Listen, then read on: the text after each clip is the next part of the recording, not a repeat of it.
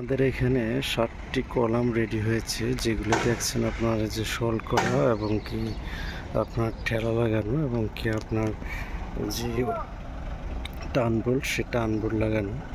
তো এবং কি প্যাডের ভিতরে দেখেন আমরা যেন প্যাডটা বের হয়ে না যায়, দেখেন আমরা পাইপ দিয়ে একটা ব্রেসিংয়ের মতো দিয়ে দিয়েছি যেন প্যাডটা কলামে ভাইব্রেশন করলে যেন না হয়। এরপর আমরা এই যে এখানে আপনার ইটের যে শল সেই শল জুড়েছি। এখন আমরা এগুলো শলগুলো চেক দেওয়ার পরে মূলত ডালের কাজ শুরু হবে। এই যে আমাদের এইভাবে আমরা 7টা কলাম রেডি করেছি আজকে। দেখেন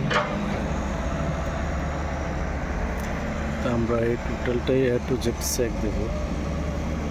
এই যে এটা হচ্ছে টান বোর্ডের সাহায্যে আমরা এটাকে এদিক সেদিক নিতে পারি। দুই পাশে দুটো 4টা টান বোর্ড লাগানো আছে। এই যে দেখেন মিস্ত্রি যে সব চেক দিতেছি, মিস্ত্রি এগুলো রেডি করতেছি, তারপরে আমরা এগুলো চেক করবো। তো আপনারা যারা কলামে করেন, কলাম করার আগে অবশ্যই শল চেক দিতে হবে, না হলে কলাম আঁকা বাঁকা হওয়ার সম্ভাবনা বেশি থাকে। তো সেই জিনিসটা মাথায় রাখবেন। এবং বিশেষ করে কলামের যে উপরে ক্লিয়ার কভার, সেই ক্লিয়ার কভারগুলো আপনারা অবশ্যই ভালো করে চেক দিবেন।